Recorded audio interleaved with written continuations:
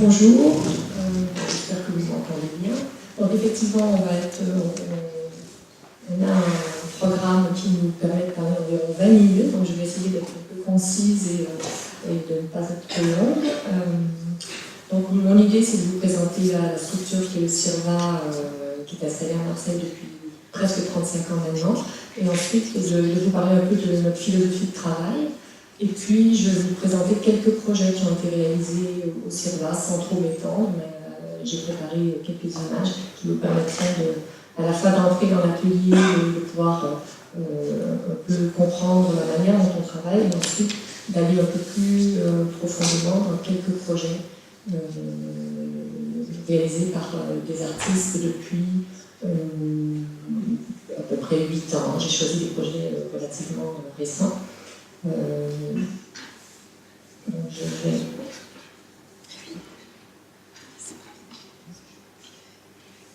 Voilà, donc là vous avez la façade du CIRVA qui est installée à Marseille, rue de la Joliette, donc en plein centre-ville, dans une ancienne manufacture de vêtements. Donc cet atelier, c'est un atelier dévolu au verre, mais ce n'est pas un atelier au sens traditionnel du terme, c'est vraiment un centre d'art. Donc le CIRVA a été voulu à partir des années 1983. L'histoire est assez étonnante. C'est une structure qui a été inventée par des professeurs en école d'art. Donc ce sont 2 professeurs d'école à Aix-en-Provence, qui étaient Jean Biagini, spécialiste de la céramique, et assisté d'autres professeurs qui ont imaginé un outil pour travailler le verre à destination à la fois des étudiants, dans un premier temps, mais également des artistes et éventuellement aussi des artisans verriers. Et donc leur idée, c'était de créer au sein de l'école d'art d'Aix-en-Provence un outil qui soit une sorte de pôle de recherche et de pôle de ressources pour les verriers. Pourquoi ? Parce que dans les années 80, déjà on était à l'époque de la décentralisation, de l'ouverture sur l'ouverture, on va dire, à la culture de manière un peu plus large et démocratique. Et ils ont constaté qu'il n'y avait pas du tout d'outils au sein des écoles d'art pour le travail du verre. Et effectivement, aujourd'hui, on constate que c'est toujours à peu près le cas. Il y a une seule école d'art en France qui est équipée pour les techniques du verre, c'est Strasbourg, et aucune autre école, à part quelques fours plutôt pâte de verre qui se promènent ici et là, mais il n'y a absolument pas d'installation pour le soufflage du verre ou des techniques un peu plus approfondies sur le verre dans les écoles d'art. Mais très rapidement, en 1983, le projet a cherché à démarrer, mais vu l'ampleur de la tâche, vu le coût aussi d'un tel projet, le ministère de la Culture, qui faisait partie prenante de ce projet, a souhaité le désolidariser, le rendre autonome, et a décidé de nommer une personne qui s'appelait Françoise Guichon, qui était conservatrice du musée à Chambéry, et qui a donc quitté son poste pour prendre la direction du CIRVA 2 ans après, donc en 1985. Donc le ministère de la Culture a décidé de rendre ce projet complètement autonome et de le transférer à Marseille, donc dans cet atelier que vous voyez ici, qui n'a pas beaucoup bougé, qui est toujours à peu près dans la même configuration. Le projet, du coup, s'est un petit peu précisé et peut-être dénaturé par rapport à son projet initial, c'est-à-dire que Françoise Guichon en a fait un lieu uniquement pour les artistes et les designers, peut-être aussi voir des architectes parfois, mais bon, ça c'est un peu plus complexe et finalement, il y a très peu d'architectes au sens propre du terme qui sont venus travailler au CIRVA, mais en tout cas, à vraiment chercher à recentrer le projet sur la création artistique. Et depuis 1986, le CIRVA fonctionne comme cela, c'est-à-dire en invitant les artistes et les designers à venir travailler pour des résidences de recherche et d'expérimentation sur des temps longs. Donc voilà, le CIRVA aujourd'hui fonctionne avec l'aide du ministère de la Culture, de la ville de Marseille du département et de la région. Donc c'est une structure qui est, qu'on peut dire, publique, même si c'est une association loi 1901. Et depuis 30 ans, il a constitué une collection. Au fil des résidences, le CIRVA a conservé toujours une ou quelques pièces de chacun des artistes et des designers qui sont venus travailler. Et aujourd'hui, le CIRVA a une collection de 700 œuvres, mais il n'a pas de lieu pour la montrer à Marseille. Donc, il n'a qu'un atelier, celui que vous voyez là, la collection est montrée à travers des prêts et aussi à travers des projets d'exposition qui sont réalisés en général par moi qui en suis directrice. Donc je m'occupe de valoriser cette collection, de la diffuser en France et à l'étranger, ou par des commissaires extérieurs qui ont envie de venir interroger cette collection et de la valoriser par des projets d'exposition et de commissariat. C'est une collection qui est extrêmement riche puisqu'elle elle comporte à peu près 200 artistes, donc 700 œuvres, je pense que je l'ai dit. Donc c'est très intéressant puisqu'elle est à la fois, elle croise les arts décoratifs, l'art contemporain, parfois même des formes un peu plus inventives, ça on le verra, hein, mais qui sont liées aussi à l'art contemporain, bien sûr. Et donc, c'est vraiment intéressant dans le cadre de ce séminaire qui interroge les liens entre l'art et l'artisanat, de pouvoir vous faire partager l'expérience du CIRVA, puisque c'est vraiment l'ADN profond de notre travail au CIRVA. L'idée donc de faire se rencontrer l'artiste, le créateur, avec un artisan qui soit le plus ouvert d'esprit possible, le plus humble, j'ai envie de dire, parce que l'artisan a énormément de compétences, énormément de savoir-faire, mais il doit aussi avoir l'humilité d'écouter les idées de l'artiste, d'oublier même ses propres techniques pour pouvoir essayer de rendre les intentions de l'artiste concrètes, essayer de les matérialiser. Donc, comment est-ce qu'on travaille au CIRVA? Un artiste, en général, c'est soit un artiste est invité. Moi, mon travail, c'est aussi d'aller inviter, parce que j'ai fait des recherches, je me déplace beaucoup, donc j'essaie d'aller à la rencontre de la création artistique au niveau national et international et de chercher quels sont les artistes qui pourraient venir enrichir la collection, enrichir tout ce qui a été fait déjà dans le domaine du verre et enrichir sa propre pratique surtout par un matériau qui n'a absolument pas l'habitude de travailler. Nous invitons en général des artistes et des designers. C'est peut-être un peu moins vrai dans le domaine du design parce que là, beaucoup de designers ont déjà eu une expérience avec le verre. Mais de manière générale, nous travaillons avec des créateurs qui n'ont pas d'habitude et pas de familiarité avec le matériau. Et ce qui fait que nous-mêmes, nous sommes étonnés toujours de ce qui peut être inventé au CIRVA. Nous sommes le créateur, lui, a la possibilité d'intégrer dans sa pratique, dans ses connaissances, un matériau qui n'aurait pas eu la possibilité de travailler sans cette expérience au CIRVA. Il faut savoir que le travail du verre est extrêmement cher. Un atelier comme celui du CIRVA, c'est à peu près, si on compte les fluides, le coût des compétences des verriers, le coût de fonctionnement d'une structure comme celle-là, c'est à peu près 1 000 € de fonctionnement par jour. Donc, et ça, c'est pas qu'au CIRVA, c'est vraiment on en parlait hier soir, tous les ateliers verriers, c'est à peu près la base si un artiste veut louer un atelier pour réaliser les pièces, c'est à peu près 1 000 € au minimum par jour. Donc Marie le sait bien, puisqu'elle a beaucoup travaillé, je pense qu'elle vous en parlera.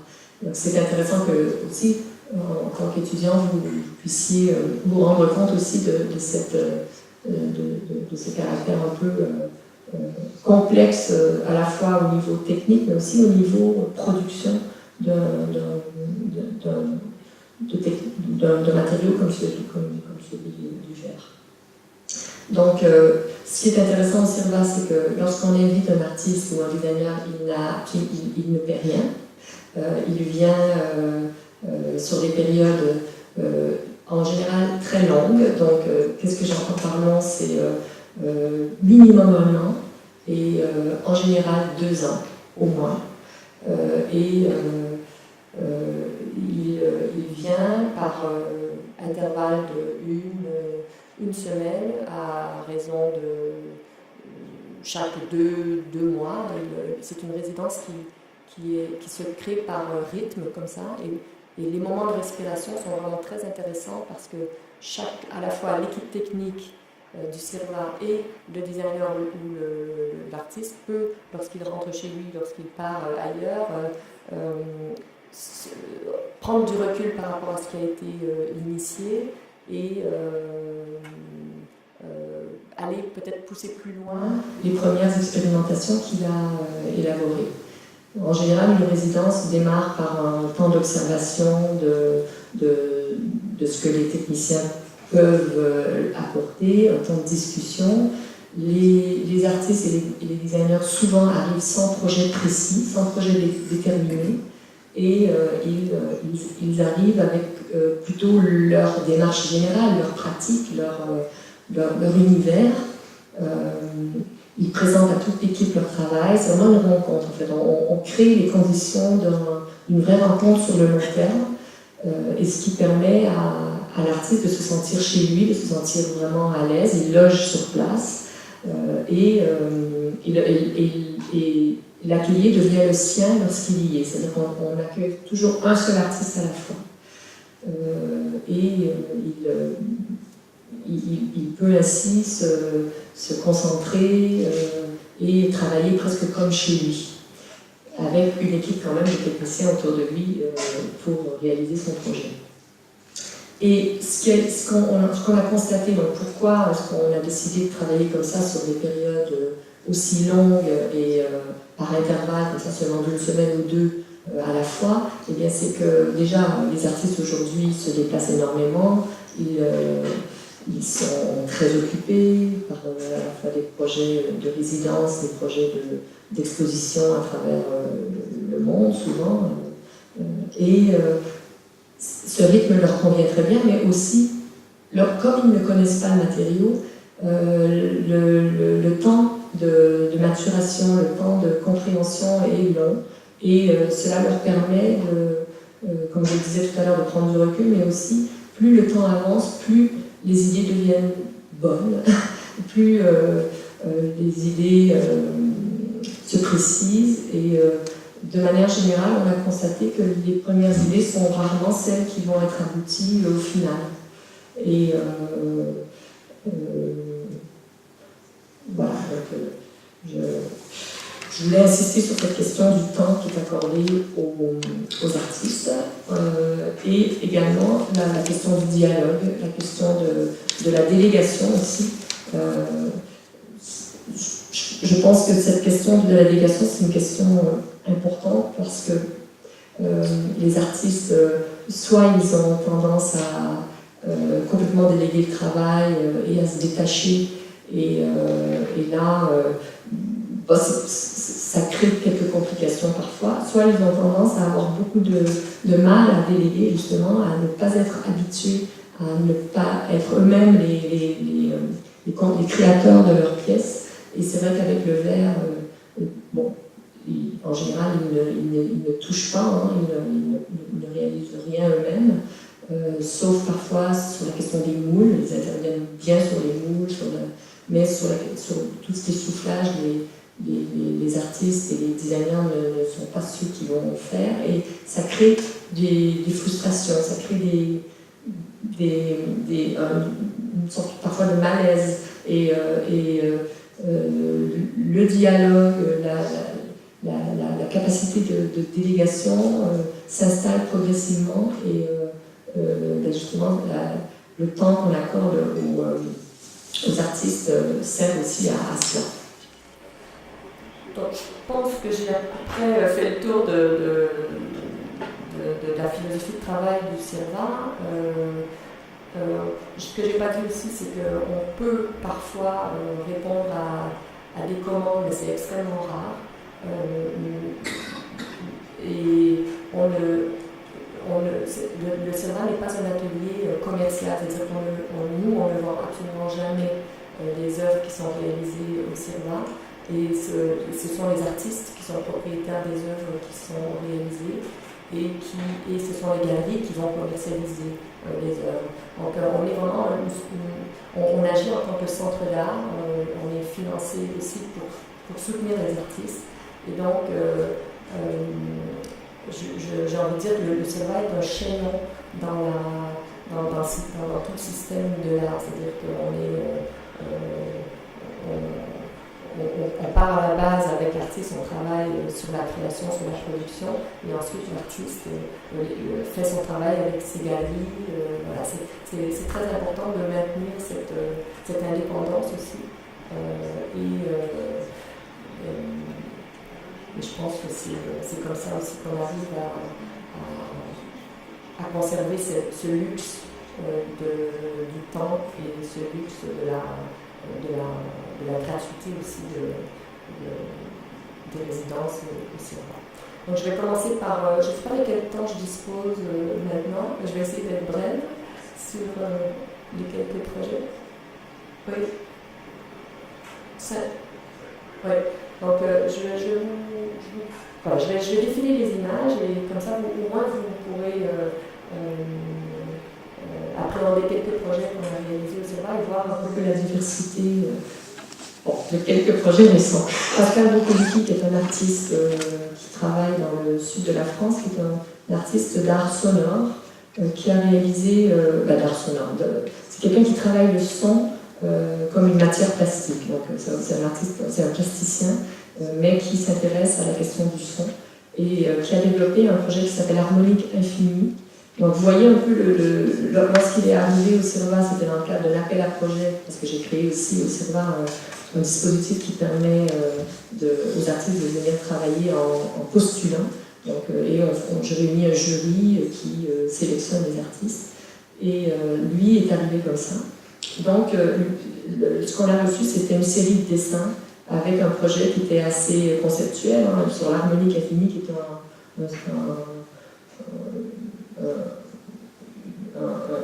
phénomène sonore qui fait en sorte que le son se met en boucle dans un univers fermé. Et donc il a souhaité chercher à concrétiser ce phénomène à travers une série d'expérimentations avec le verre. Et donc à travers les images que vous allez voir, vous pourrez constater que, eh bien, avec Pascal, on a réalisé peut-être à peu près plus de 150 pièces pour pouvoir, pour que lui puisse faire des expérimentations au sein même de l'atelier,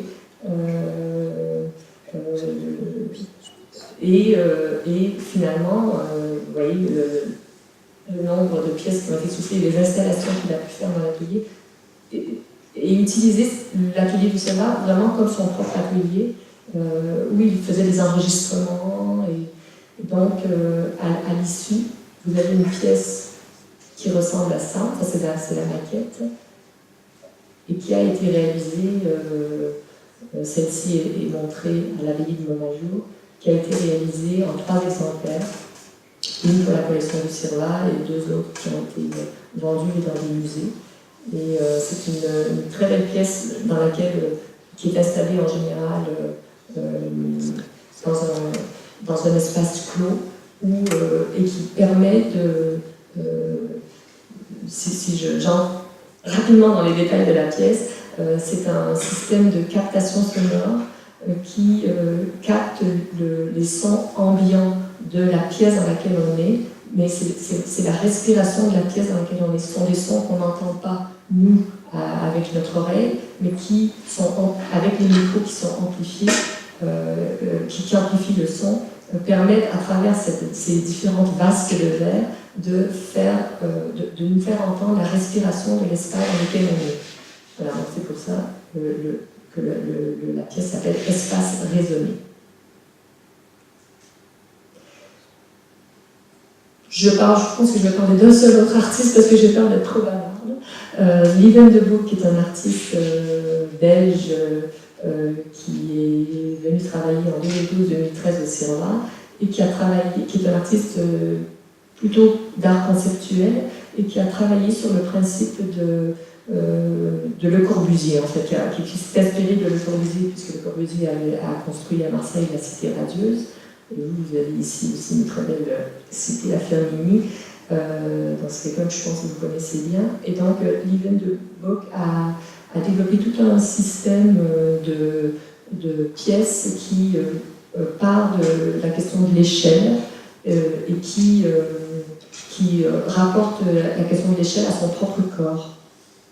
Cette pièce-ci, c'est une pièce qui s'appelle le Mikado LDB Modulor, le Mikado Lieven de Boek Modulor. Donc il est parti d'un principe de transposer le modulor de Corbusier à sa propre identité, et il a créé une échelle qui lui est propre, et il a créé un Mikado géant qui reprend tout un système de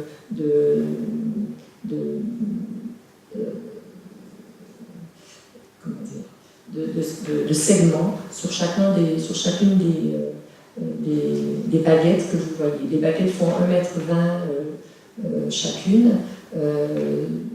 Voilà, ça permet aussi de montrer la diversité des techniques. Moi, je ne veux pas rentrer dans le détail des techniques. Une pièce qui est très fragile. Là, vous voyez les souffleurs qui travaillent avec l'artiste qui a la casquette, qui là avait envie de participer. Donc c'est aussi voilà, des moments assez intenses dans l'atelier. C'est un verre qui est étiré pour obtenir une baguette ensuite la plus fine et surtout constante possible. Oui. Et une sérigraphie, les 6 LDB Feet Scale 1.1, donc ça c'est sérigraphié sur le verre. Un projet aussi sur une maquette de Le Corbusier. Et pour terminer, je vous montre des images, ça vous permet aussi de voir comment les artistes travaillent dans l'atelier, comment ils peuvent justement réaliser des maquettes là, avec des Legos.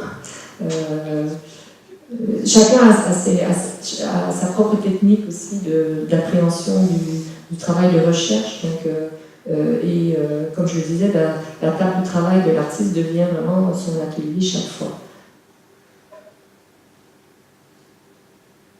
Et pour finir, Lieven de Boek a également réalisé un projet qui comporte 125 Legos à échelles différentes sur le principe de la suite de Fibonacci. Et là, vous voyez la technicienne Pat de Verre qui réalise des Legos à différentes échelles. C'est un travail extrêmement complexe et presque d'orfèvrerie, j'ai envie de dire, parce que c'est très très délicat.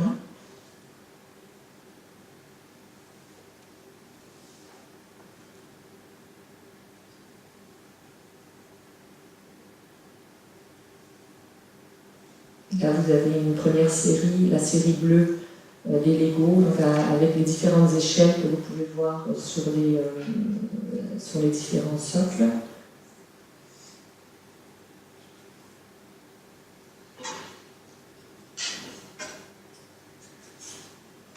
Et puis je pense que je vais m'arrêter là. Ça fonctionne toujours. Bon, je vous parle de Jean-Louis Moulin rapidement. Jean-Louis Moulin, un artiste peut-être que vous connaissez aussi, qui est venu travailler sur mon invitation au CIRVA, qui n'avait jamais eu l'idée de travailler le verre avant, et qui a amené au CIRVA un travail sur le principe du nœud. Donc il est arrivé lors de sa première journée avec ce tableau des différents nœuds qui est un tableau inventorié par un mathématicien anglais au XVIIIe siècle. Et on a commencé à essayer de nouer le verre, donc une entreprise assez improbable dès le départ. Les souffleurs ont dit oh là là, on ne sera jamais capable de faire ce genre de choses. Et au final, donc, on s'en est sorti, mais il faut dire aussi qu'on a pu adapter ce projet. Le projet a évolué aussi grâce au dialogue entre l'artiste Jean-Louis Moulin et les techniciens. C'est-à-dire qu'au départ, l'artiste avait une idée assez précise, mais vu la difficulté des techniques et vu l'impossibilité de nouer du verre, puisque ça fait un gros galimatia, le dialogue entre les artisans et l'artiste a vraiment permis finalement de faire sortir des pièces qui ressemblent vraiment à quelque chose. Donc là, vous avez Jean-Luc Moulin dans l'atelier qui examine les premiers essais. Et vous voyez les techniciens, les verriers qui sont en train de nouer les 3 paraisons de verre étirées pour chercher à les nouer, justement, à faire les nœuds. Et chaque nœud devait bien sûr adopter la trajectoire de chacun des différents systèmes de nœuds. On n'en a pas fait 150, on en a fait déjà 8 typologies, ce qui était déjà très bien.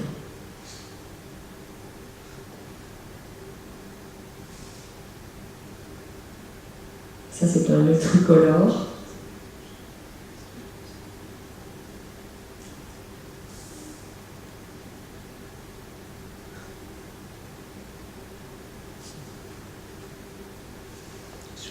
C'est pas très...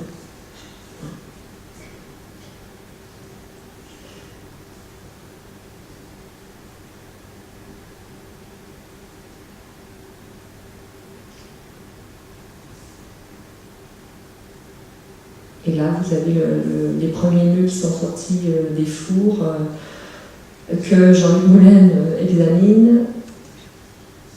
Et à peu près le résultat final, ce sont des pièces sur table, sur socle. La pièce à l'envers. Et voilà un autre système de nœuds un peu moins complexe. Mais ça vous donne une idée du résultat. Et ça, c'était les premiers nœuds dont la trajectoire était matérialisée par le ruban noir que vous avez à l'intérieur, qui sont des nœuds encore beaucoup plus complexes que les nœuds colorés et qui finalement donnent une impression de crâne,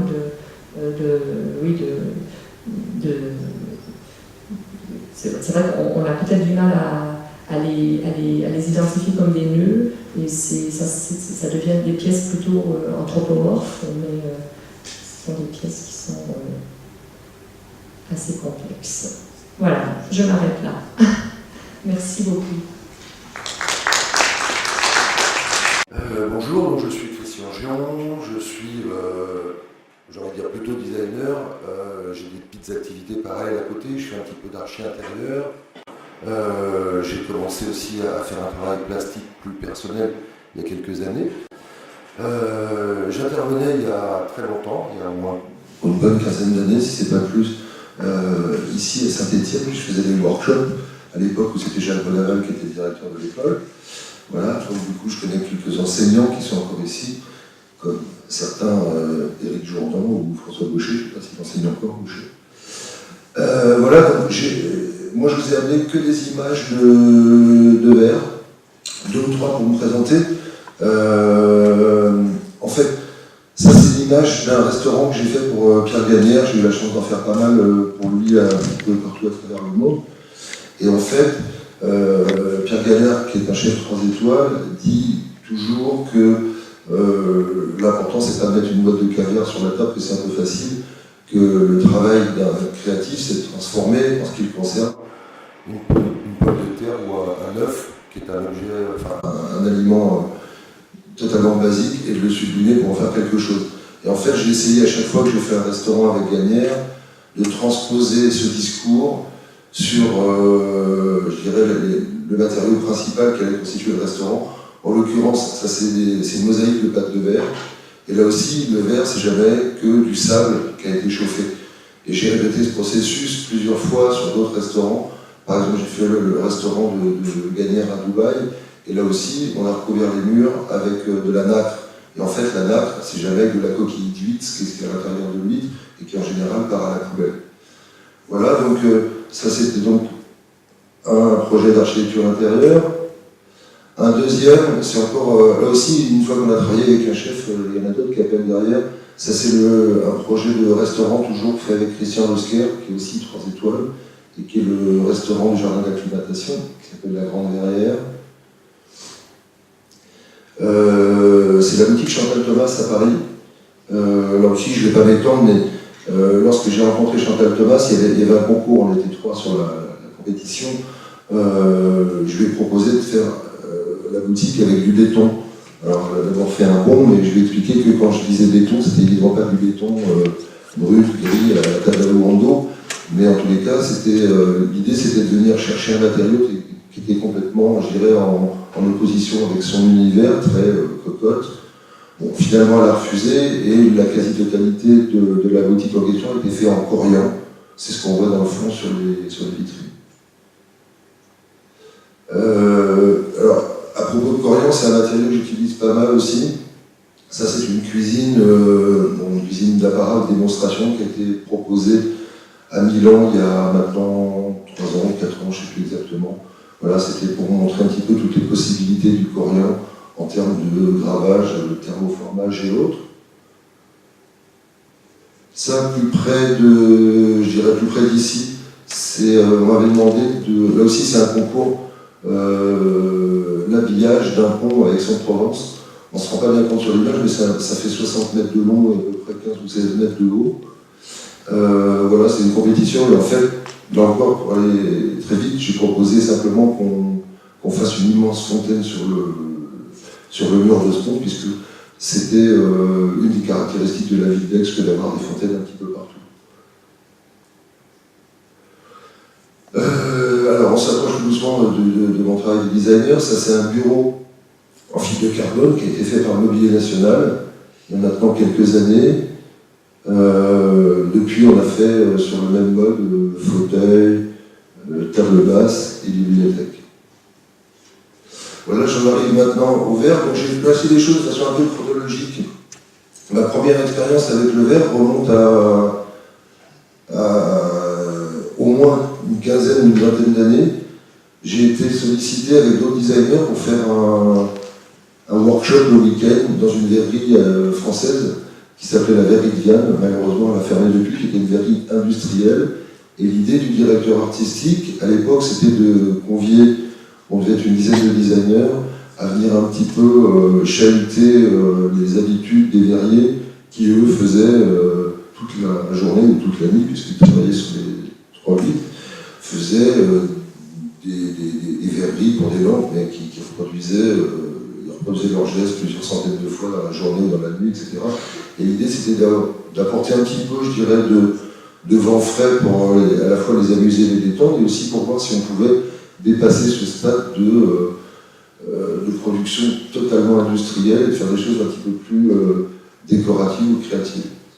Donc ça, c'est une série de vases qui a été, dans un premier temps, exposée à la galerie Néotube à Paris. Et puis, voilà, donc ça fait toujours partie de cette famille, de cette série. Les mêmes. Ça s'appelait Inside Out, la collection. Je vais revenir après sur la collection Inside Out. Ça, c'est un vase qui était édité chez Driad en Italie. En fait, c'est 2 couches de verre. Il y a donc un verre rouge qui est cueilli dans un four, et puis ensuite un verre blanc qui vient recouvrir le verre rouge, et ensuite c'est travaillé à froid pour avoir les aubergines. Toujours chez Salviati, en fait, je ne sais plus comment ça s'est produit exactement, mais on m'a proposé à un moment de faire des dessins pour Salviati, qui est une très bonne maison italienne qui est basée à Murano. Et j'ai commencé à travailler avec eux sur des produits assez simples, assez modestes. Donc le premier produit que j'ai fait avec eux, c'est le vase qui est sur votre droite, qui est donc simplement une espèce de petit, je pourrais dire un petit coussin marqué avec un travail à froid dessus qui donne des espèces de petites nervures. À gauche, c'est simplement des essais qui sont faits, là encore, quand j'allais les voir pour travailler. Toujours chez Salviati, ça c'est une deuxième collection. Alors je dois dire que j'ai été mal habitué avec le verre, parce que ma deuxième participation, je dirais même la première chez Vianne, j'ai eu la chance d'avoir ce que j'appelle des fours, en fait, où chaque four a une couleur différente. C'est-à-dire que chez Vianne, il devait y avoir 4 ou 5 fours de couleurs. Chez Salviati, il devait y en avoir 9 ou 10. C'est-à-dire que quand on veut du noir, il n'y a qu'à se tourner, on prend un four où il y a le vert noir. On veut du rouge, on prend un four où il y a le verre rouge, et ainsi de suite. Ce qui est assez magique, ce qui n'est pas évident, c'est que j'étais mal habitué, puisque quand j'ai travaillé après dans d'autres verreries, je me suis aperçu que la plupart du temps, les gens avaient un four, voire 2 fours, et que ça se limitait assez souvent à ça, c'était un peu plus compliqué, et du coup, pour avoir de la couleur, il fallait faire fondre des petites baguettes de verre, etc., que ça prend un temps fou, et qu'on n'a pas non plus la densité qu'on peut avoir lorsque le verre est dans sa couleur originelle et pure. Ça, c'est une petite expérience aussi qui m'a amusé, intéressé. Ça a été fait, encore une fois, chez Salviati. L'idée, c'était d'essayer de réunir deux souffleurs ou 2 cannes, chacun des soufflets une petite paraison, de les assembler et de venir les rendre communs dans un même bloc de verre. Et c'est assez drôle parce que j'avais commencé ce travail dans un premier temps à la verrerie de Vianne. Et lorsque j'avais proposé ça aux 2 verriers avec lesquels je travaillais, ils m'avaient d'abord dit « Non, mais attends, t'es gentil, des expériences comme ça, des designers, il y en a 200 qui nous l'ont proposé, et 200 fois, on s'est fait chier, et ça sert à rien, et on balance le verre, et on perd notre temps. » Effectivement, j'avais insisté, j'avais commencé avec eux, et ils n'avaient pas tout à fait tort, parce qu'effectivement, quelques heures après, on a tout mis à la poubelle. Mais c'était un peu obsessionnel chez moi, et j'ai recommencé ma demande chez Salviati, on m'a fait la même réponse. Mais peut-être que, je ne sais pas, la qualité des maîtres verriers qui étaient là, ou autre chose, je n'en sais rien. Toujours-il qu'après quelques essais moyens ou infructueux, on a réussi à rendre tout ça homogène. Ça paraît assez simple comme ça, mais c'est vraiment très très complexe techniquement. Alors quand je dis techniquement, pas pour le travail des verriers, simplement il y a des contraintes, je dirais, à la fois de mariage du verre, des histoires de refroidissement, c'est-à-dire que les paraisons qui sont en couleur ici, lorsqu'on vient les assembler et les replonger dans le verre liquide pour venir enrober tout ça, il y a des tensions qui se créent et très très souvent on se retrouve avec une pièce cassée, etc.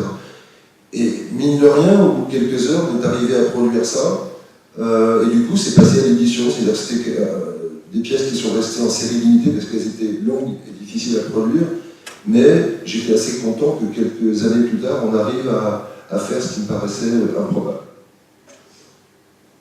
Encore des pièces chez Salviati, donc bon, ça ce sont des vases plus, on va dire, plus commerciaux. Hein.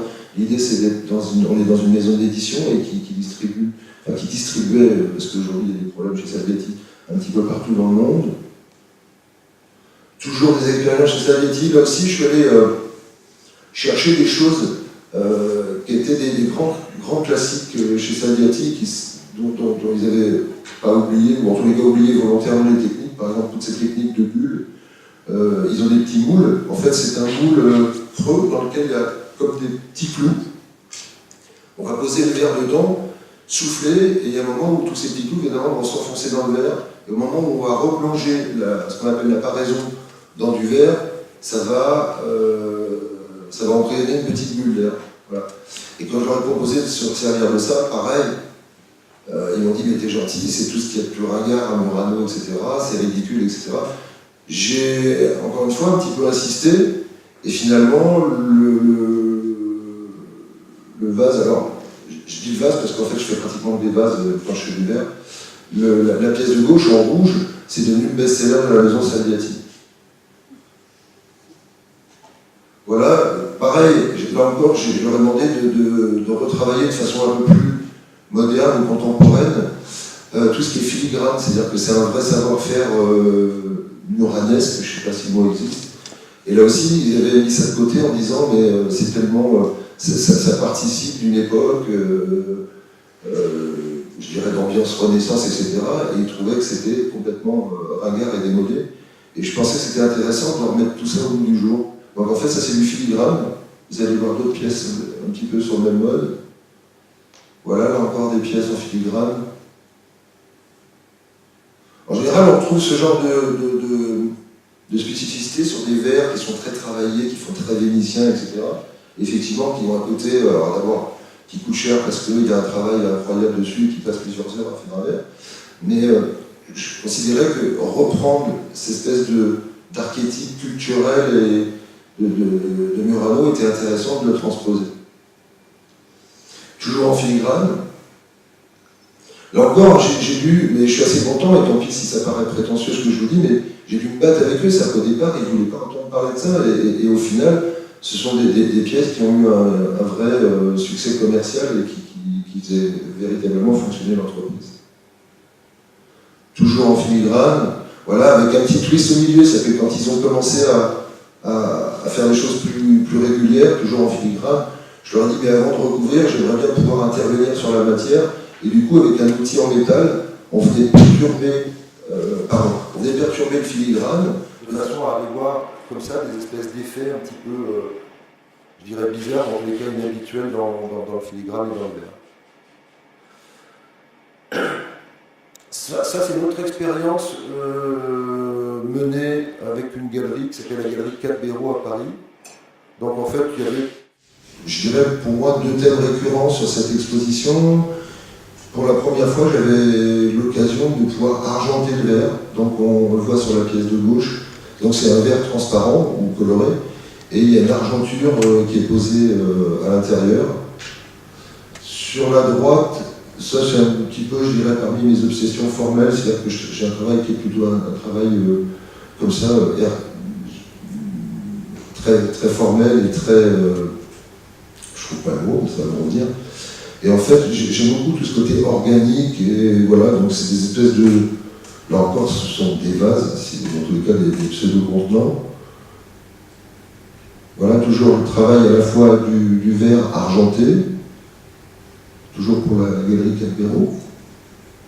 Ça, c'est un petit ensemble de pièces, toujours dans la même expérience.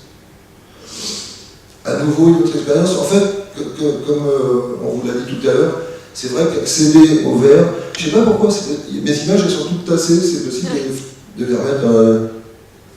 Je m'adresse au monsieur de la technique, elles sont toutes écrasées.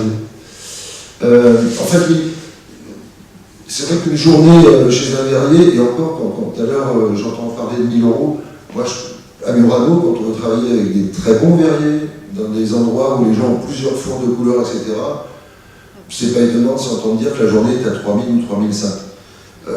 Donc c'est quasiment prohibitif, à moins d'être très très riche ou très volontaire ou d'être sûr de son coût. Et en fait, à chaque fois que j'ai eu l'occasion d'entendre parler d'un jeune verrier ou de telle possibilité, je me suis toujours évidemment jeté sur l'occasion. Et là, j'ai rencontré un jeune verrier qui s'appelle Régis Anchuelo. Alors, je l'ai rencontré il y a une dizaine d'années, on a travaillé ensemble il y a 4 ou 5 ans, donc on a produit ses pièces. Et c'est assez drôle parce qu'il démarrait quand je l'ai rencontré, et il est aujourd'hui meilleur ouvrier de France, ce qui est plutôt sympathique. Donc voilà, ça c'est encore une fois des pièces travaillées. Alors là, je dirais avec plus de labeur, puisqu'il a un tout petit atelier qu'il faut à chaque fois prendre des bâtons de verre pour colorer la matière, etc. D'où justement cette couleur relativement incertaine, par exemple sur la pièce qui est rouge. On s'aperçoit qu'on n'arrive pas à avoir un vrai rouge très très dense. Ça, c'est la deuxième partie de la collection, toujours réalisée avec Régis Anchuelo. C'est assez amusant et facile à faire. En fait, on part d'un verre qui a été soufflé et qui est pratiquement, on va dire, rond ou ovoïde. Et puis, à certains endroits, on vient réchauffer le verre avec un chalumeau, et à l'inverse, au lieu de souffler dans le verre, on vient aspirer avec la canne, et du coup, ça crée une espèce de dépression qui va attirer le verre vers l'intérieur. Voilà deux autres exemples des pièces en question. Une expérience encore évidemment que je n'allais pas rater, même si c'était pas, le résultat n'est pas à la hauteur de ce que j'attendais. On m'a proposé de faire un workshop il y a un peu plus de 2 ans, ou peut-être même 4 ans, je ne sais plus. En tous les cas, c'est la verrerie de Saint-Just, qui n'est pas très loin de Saint-Étienne, où en fait ils avaient proposé à 5 ou 6 designers de venir faire un workshop sur une semaine. Alors en fait, la verrerie de Saint-Just est une verrerie très particulière puisqu'elle ne fait que du verre de vitrail en fait. Et assez bizarrement, le verre de vitrail, je ne sais pas comment c'était fabriqué, moi je pensais que c'était coulé à plat. En fait, les verriers font des très très gros cylindres qui viennent découper ensuite avec des ciseaux lorsque c'est chaud, et ils viennent mettre ce cylindre découpé à plat, le plus plat possible, pour en faire du verre de vitrail. Voilà. Donc c'était un petit peu compliqué parce qu'ils n'avaient pas l'habitude de travailler, je dirais, de façon plus traditionnelle sur ce que j'ai envie de considérer comme du vrai soufflage. Mais ça donne quand même, encore une fois, une expérience intéressante et puis des recherches ou des opportunités qui permettent encore une fois d'avancer et de s'amuser un petit peu et aussi de faire quelques expériences. Bon voilà, c'est des résultats assez peu probants, mais en tous les cas, je me suis quand même fait plaisir et amusé. Voilà, par contre, si ça manipulait des gros morceaux, donc ça serait quand même, encore une fois, assez amusant ou intéressant.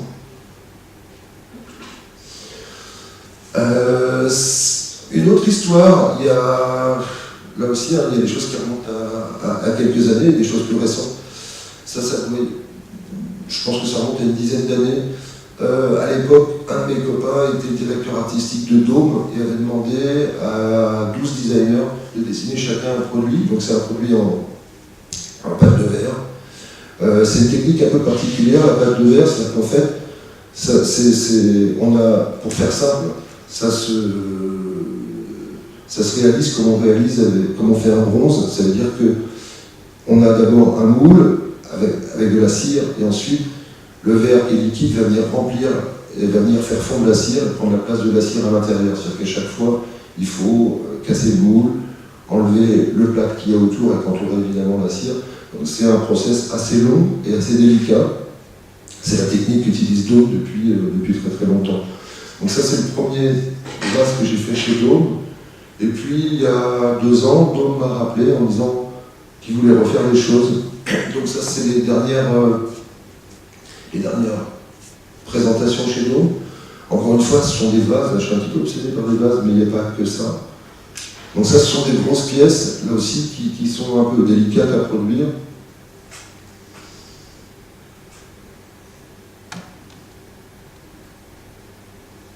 Voilà, tout ça, à chaque fois, c'est donc de la pâte de verre. C'est-à-dire que c'est pas soufflé, hein, tout ça. Il y a un moule, mais c'est pas soufflé dans un moule. Ça, c'est une déclinaison, c'est en fait des centres de table ou des coupes à fruits. Voilà, ça c'est une des présentations chez Dôme. Et j'en ai fini. Voilà.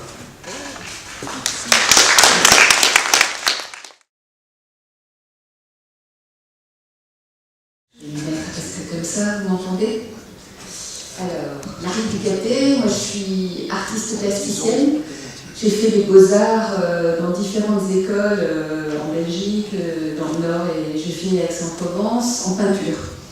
Et de la peinture, je suis passée aux arts décoratifs, parce que déjà les peintures, je me suis toujours intéressée au cadre, donc j'ai commencé par encadrer beaucoup mes peintures avec des matériaux différents et avec des clins d'œil à des artistes contemporains ou classiques en récupérant des matériaux. Donc c'est par le cadre finalement que j'ai commencé à déborder de la peinture et maintenant je fais plus de tableaux, je fais plus de tableaux encadrés, mais la peinture est devenue aussi objet et tout se touche et tout se répond.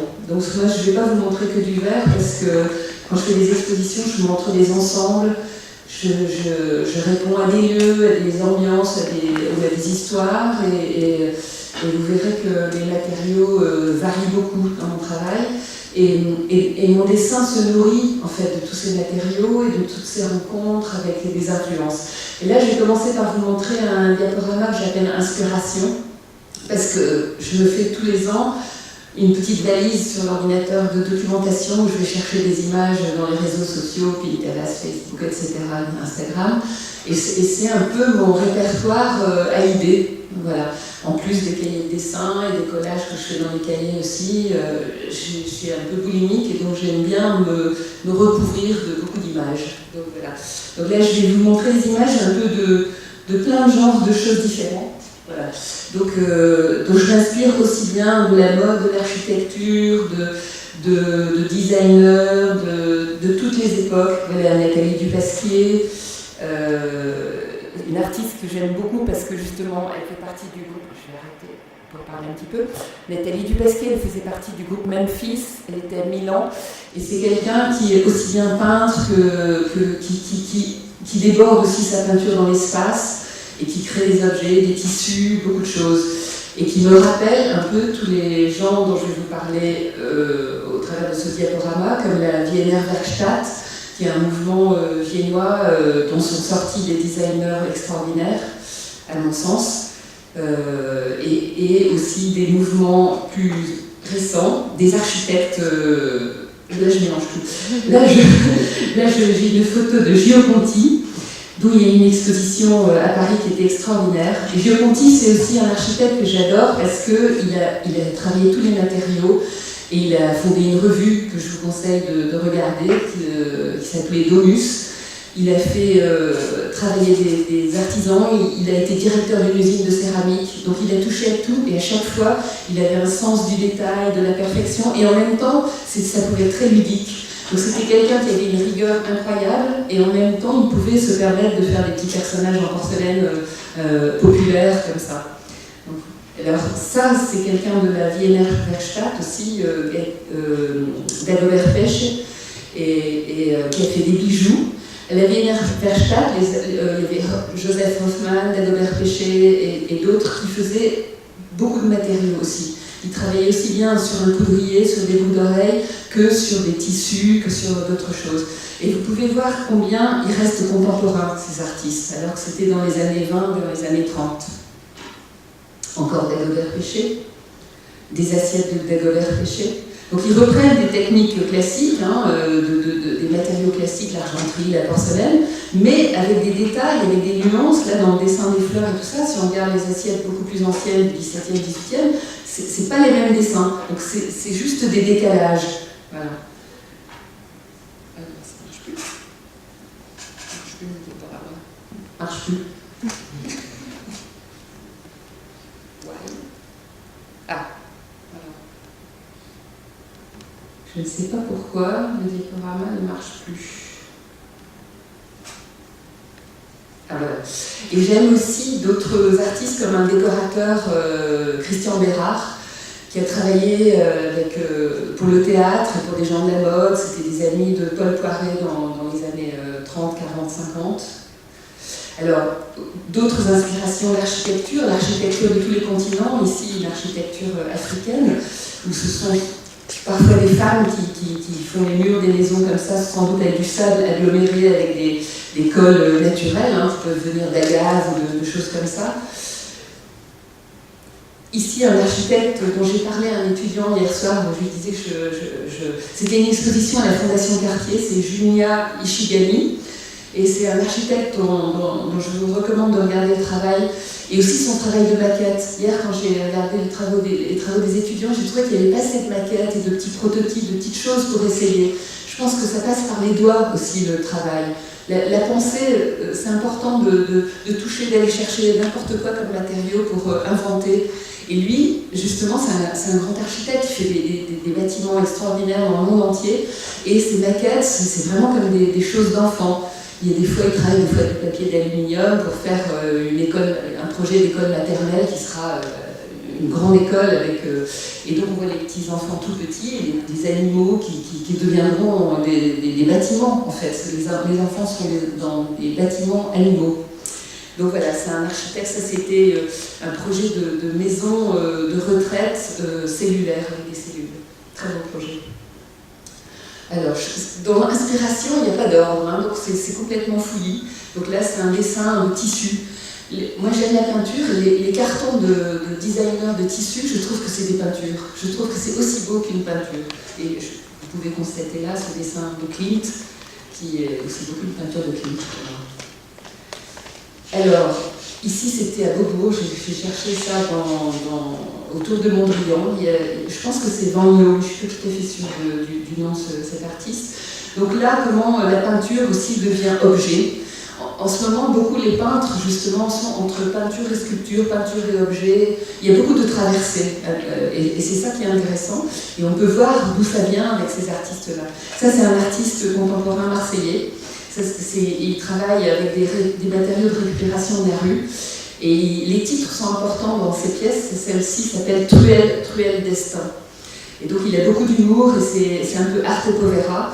Mais c'est toujours très juste la façon dont il dispose des choses et dont il récupère les matériaux par rapport à l'histoire qu'il raconte. Le nom de l'artiste. Marc Kerr, pardon. Donc, comment? Joseph Formassou. Il a fait les Beaux-Arts à Marseille. Voilà. Ici, on a une peinture encore, mais qui vient d'un décor de théâtre. En fait, tout ce que je veux vous dire, en gros, c'est que tout est peinture pour moi. Et tout se ressemble, et tout se touche, et tout se nourrit. Donc on peut aller chercher partout des idées. Un designer dont je ne sais plus le nom, ici. Donc je vais passer. André Bloch, un architecte, une maquette d'André Bloch. Ça, c'est un architecte des années 50 qui a fait des choses extraordinaires. Et qui a fait. Il y a eu un tournage d'un film de William Klein qui est très amusant, sur Polynagou, où il y avait une maison en briques que tu dois connaître de André Bloch. Alors, ici, on a ma favorite, Annie Albers. Annie Albers, dont j'ai acheté le catalogue de l'exposition à la Tate Gallery que je vous recommande. Et elle, c'est pareil, ces cartons, elle a enseigné au Bauhaus. Et ensuite, comme les nazis ont fermé l'école qu'ils avaient créée, ils sont partis aux États-Unis et elle a enseigné au Black Mountain College. Et elle s'est retrouvée avec John Cage, Rauschenberg, plein de gens extraordinaires. Et au Bauhaus, avec son mari, avec Paul Klee, avec Breuer, avec plein de gens formidables, ils enseignaient plein de matériaux, et à la fois, ils enseignaient le design, et à la fois, c'était des architectes, donc ils pensaient à l'espace aussi, et tout était mélangé. Et elle s'occupait de l'atelier plus précisément du textile. Donc elle faisait des tapisseries et qui étaient à la fois des tableaux et à la fois des choses qui pouvaient être des couvertures. Là aussi, vous voyez, les choses peuvent être à la fois des peintures et à la fois des choses fonctionnelles. Ça, je pense que c'est intéressant à notre époque d'avoir cette liberté-là. Et c'est grâce à ces artistes-là qu'on a pu... ils ont ouvert des chemins.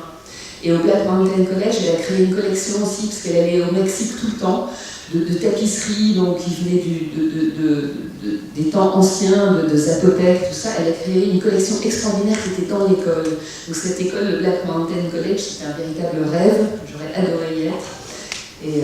Et donc ils y ont fait beaucoup de choses intéressantes, et c'était un groupe de gens aussi très ouverts, et on pouvait enseigner comme on voulait, donc c'était une liberté incroyable.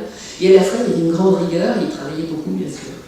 Alors un autre artiste marseillais, parce que quand même, il y a des bons artistes à Marseille, et moi je tiens à ce que ça se sache, Arnaud Vasseux, qui a travaillé au CIRVA, qui fait des très belles pièces au CIRVA d'ailleurs, et qui travaille avec du plâtre, là. C'est incroyable, c'est juste des plâtres qui sont projetés, donc c'est très très fragile. Dans ces expositions, des fois, il y a des malheurs, ça s'écroule au milieu de l'exposition, parce que c'est très très fin et très fragile. Mais c'est d'une beauté incroyable, c'est l'art palpable et c'est la fragilité. Et donc, voilà, un artiste à suivre, Arnaud Vasseux. Donc, pour voir aussi d'où viennent aussi les vases, ça peut venir de la sculpture, et la sculpture va au vase, l'influence. Le décoratif, donc c'est aussi les motifs, donc les motifs qui vont dans la mode, jusque une robe de Saint-Laurent ou de Balmain en l'occurrence. Ici, un artiste qui était un affichiste et un décorateur, Fortunato De Perro, qui était un Milanais aussi, et qui travaillait, je pensais à l'artiste, à l'étudiante qui m'a montré les collages, je pense que c'est un artiste qu'elle devrait regarder, parce qu'il a beaucoup travaillé ses dessins par collage. Alors, Brancusi. Alors les bijoux aussi, je pense que c'est intéressant de regarder ça aussi, même si c'est des bijoux art nouveau, qui sont un peu désuets peut-être, mais quand même dans le mélange des matériaux, dans la délicatesse du dessin. Il y a un dessin qui est magnifique derrière un objet comme ça, donc à regarder aussi. Un tapis de Bérard, donc vous voyez la simplicité d'un carton. On sent que c'était quelqu'un qui faisait des décors de théâtre, où la peinture est rapide, le geste est rapide. Et il a fait des décors aussi bien pour des maisons de couture, il a fait des tissus, et là c'est un tapis pour un collectionneur. Peut-être pour Anna de Noailles, qui était un de ses mécènes. Lursa, qui est un artiste des années 50, qui a été très délaissé en France, et qui a fait des très belles tapisseries et des céramiques qui sont maintenant très chères. Un fauteuil de je ne sais plus qui. Fausto Melotti, encore un artiste italien qui fait des céramiques intéressantes. La mode qui prête à toutes les exubérances et à tous les mélanges de matériaux. Le graphisme aussi pour le dessin. Moi j'adore regarder des projets de lettres, des gens qui dessinent des lettres, des chiffres comme ça, je m'en lasse pas, je trouve que c'est une leçon du vide et du plein. Et l'invention, le jeu, l'insolence dans la mode, les couturiers contemporains osent tout, et je trouve que c'est bien. Carla Black, une artiste qui fait des grands jetés de tissus, donc moi je travaille sur le calque et le tissu, et donc je regarde beaucoup aussi les artistes qui travaillent avec les matériaux qui sont en mouvement, comme ça. Là, c'est des recherches sur des matières avec de la cellulose, donc c'est des designers de mode contemporains belges. Voilà pour ce diaporama. Et je vais vous montrer un petit peu mon travail, si vous n'avez pas marre. Édition, tout sélectionné. Édition. Fichier. Suivre.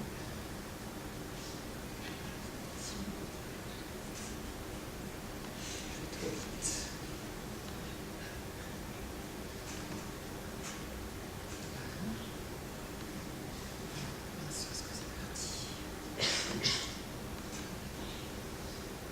Charge, je pense.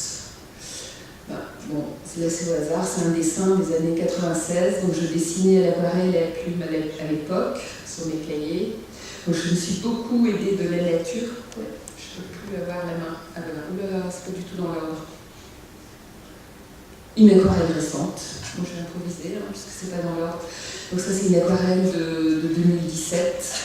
Où je quittais. Maintenant, je dessine en fait juste avec le pinceau. Je ne dessine plus du tout avec des crayons, je dessine avec la couleur directement. La couleur a une place très importante dans mon travail.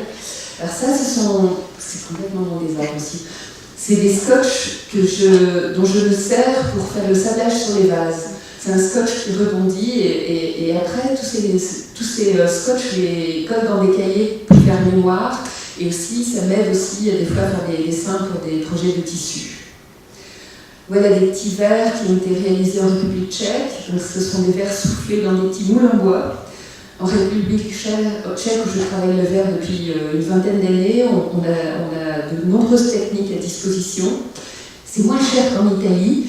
On n'a pas toutes les couleurs, effectivement, des fours dans les pots, mais on a des très bons techniciens. Ils ont gardé à la fois les traditions et ils sont très ouverts aux designers. Il y a des designers du monde entier qui viennent travailler, c'est au nord de la Tchéquie, où on travaille souvent avec des designers.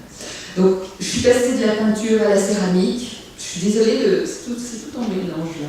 Donc, une céramique des années 90. Donc, je travaille la faïence, une terre rouge que je recouvre d'un émail blanc, et ensuite je fais des glacis avec les émaux, et je fais plusieurs cuissons. J'ai énormément de couleurs. Je fais des essais de couleurs tout le temps. À chaque fois que je fais une période de céramique, je refais des essais d'émaux pour élargir ma palette. Ça, c'est du calque. Donc ça, c'est au MAMO, c'est à la Cité Radieuse à Marseille où on avait exposé avec quelques artistes dans le gymnase, qui appartient maintenant à Oralito, un designer. Et donc, il nous avait laissé le gymnase et j'avais fait des choses en hommage au Corbusier avec des couleurs de sa palette des années 50. Et j'ai construit des volumes qui ne tiennent que par la force du papier, par le pli. Voilà, donc j'ai fait différents volumes et il y avait un peu des perches, je trouvais que ça pouvait aller dans ce lieu qui est extraordinaire, parce qu'il est tout en biais, il est très perturbant, j'ai l'impression que le sol est en biais, alors que ce sont les murs du lieu qui sont en biais. Et au mur, c'est des œuvres de Claude Caillol. Moi, tout ce qui est par terre, c'est du calque peint. Alors ça, c'est récent aussi, ce sont des soies. Maintenant, ma peinture, elle est à la fois sur le papier calque, à l'aquarelle sur papier, et sur la soie. Et donc, je fais moi-même les peintures, et je les fais étuver après à Paris. Ça, ce sont des projets pour un porcelainier. Donc, vous voyez, je fais des petites maquettes. Je parle de maquettes parce que moi, je travaille avec plein de matériaux pour faire des petites maquettes. Donc, je plie comme ça le papier, je le dessine au feutre. Ça, c'était parti de dessins de modèles de couture, en fait. Et avec ça, en partant de là, j'avais l'idée de faire des vases. Voilà. Bon, c'est des vases qui n'ont pas été réalisés finalement, parce que c'est plus complexe. Quand je vais voir l'industrie, moi, il fuit. Parce que comme j'ai des idées un peu difficiles à réaliser techniquement, c'est trop compliqué en fait. Je pars sur des idées qui sont trop compliquées. Donc finalement, je fais toute seule mes réalisations. Sauf là, par exemple, là, j'ai travaillé avec une brodeuse. En fait, je travaille des fois avec des artisans qui travaillent pour moi selon mon dessin. Donc j'ai fait cette nappe qui s'appelle la dot sur des fleurs érotiques et qui a été brodée par une Polonaise et c'était une commande de ma galerie à Seignan. Des vitraux, parce que j'ai travaillé avec le verre de Saint-Just dont tu parlais tout à l'heure, donc j'ai peint en grisaille, ça c'est une technique très vieille. Tous les vitraux dans les églises ont été peints en grisaille, on peut toujours faire ça. Ça, c'est une technique qu'on peut faire facilement dans un four de céramique. Moi, je l'ai cuit dans mon four. Donc, c'est cuit à 600 degrés sur un lit de talc. Voilà du calque encore, où j'ai fait un hommage à Enguerrand Carton, où j'ai copié des bouts de cette peinture dans des calques et je l'ai remis dans une chartreuse. Là, c'est un calque peint avec un morceau de Zurbaran. Donc c'était dans une chartreuse en Suisse, c'était une exposition où j'ai voulu me fondre un petit peu dans le lieu et j'ai fait des copies de Giotto, de Zurbaran et de Enguerrand Carton. Donc c'est juste du calque posé comme ça, contre le mur. Et maintenant la céramique, en fait, voilà, ça c'est une pièce de 2017, j'aime la montrer avec la peinture. Pour moi, ma céramique c'est aussi de la peinture, c'est un volume mais c'est aussi de la peinture. Et donc je travaille comme un tableau. Et j'ai voulu aussi la prolonger par le support et que le mur existe aussi, qu'il y ait un rapport entre les deux. Donc je fais souvent des calques peints derrière mes céramiques. Voilà. Ça c'est ma nouvelle palette de céramique où je travaille avec des émaux opaques. Donc là, pendant 2 ans, j'ai refait toutes mes couleurs pour changer de palette. Voilà un vase que j'ai réalisé en 2017 avec des souffleurs tchèques qui s'appelle Penché. Et donc on est à la limite du vase qui peut recevoir des fleurs, mais vraiment très peu, enfin difficilement. Pour le verrier, c'était une prouesse technique et aussi pour celui qui a collé les pieds, parce que c'est quand même défiant de faire le polissage et le collage à froid de 2 pieds comme ça. Donc en Tchéquie, ils ont des bons souffleurs, mais ils ont le travail à froid aussi, de pâte de verre, de collage, de polissage et de gravure, et incroyable. Voilà encore un vase soufflé, donc en 2 parties, et collé à froid ensuite. Et ça, c'est un travail que je fais avec un graveur aussi, où je fais souffler des pièces et ensuite je fais graver, d'après mes dessins, à l'envers le plat, donc à la roue. Donc c'est une technique très longue et que peu de gens font. Il y a quasiment plus de personnes qui font ça en France. Si, à Baccarat, à Saint-Louis encore, mais ils font des dessins plus simples, enfin plus simples, non, ils font des dessins traditionnels, disons. Mais c'est vrai qu'en contemporain, il y a peu de gens en fait, qui travaillent sur le figuratif avec la gravure. Et j'apprends à graver, donc vous voyez avant quand c'était gravé par un maître, et là, quand moi je grave, c'est-à-dire que ma roue, je ne sais jamais où je vais la poser sur la pièce. Mais en même temps, ça m'intéresse, les faiblesses m'intéressent, et d'apprendre à faire m'intéresse aussi. Et j'ai fait un essai avec des émaux et de la gravure, parce qu'en faisant, me viennent des idées, donc c'est des petits verres que j'avais dessinés il y a longtemps, qui sont restés là-bas, sur lesquels je fais mes essais quand je retourne en Tchéquie. Voilà, je suis dans l'atelier là-bas, où je peux faire des essais, et c'est une chance de pouvoir travailler avec des gens qui ont des savoir-faire, qui vous apprennent des choses. Une autre aquarelle. Des assiettes, donc ça ce sont des assiettes que j'ai fait en décembre pour une exposition qui va avoir lieu en mars à Aix-en-Provence au pavillon Vendôme, où je fais des assiettes qui sont pas des assiettes où on peut manger, je pense que les restaurants ne les prendraient pas, mais c'est plus des assiettes aussi objets d'art en fait. Pour moi c'est la peinture qui se prolonge, c'est la nature qui est dans l'assiette, et c'est juste le plaisir de l'objet et de la peinture dedans. Un plat récent aussi. Donc ça c'est estampé, je me fais des formes pour faire les creux, je me fais des galettes comme pour les pizzas, et après j'estampe, ensuite j'émaille et je recuis. Encore des soies, là j'ai travaillé avec un sérigraphe à Lyon, donc c'était différent, j'ai travaillé sur de la mousseline de soie, que j'aime beaucoup, qui est très aérienne, pas facile à présenter, mais qui a une matière délicieuse. Enfin, j'aurais aimé travailler avec un styliste de couture, mais je ne l'ai pas rencontré encore. Des vases que j'ai fait faire en République tchèque en 2018, en juillet. Encore des vases, voilà, des vases récents. Donc vous voyez qu'on travaille aussi avec des formes différentes. Là, alors voilà un vase récent aussi en céramique, des recherches de couleurs sur la céramique, tout ça c'est des pièces récentes. Et voilà un calque aussi que j'ai fait, je suis en train de travailler là-dessus en ce moment, sur des calques avec les nœuds, ce que j'ai exposé dans un pavillon 17e à Aix-en-Provence, et donc le nœud, la galanterie m'intéresse. Je vais terminer là-dessus parce que c'est déjà pas mal, je pense. Voilà.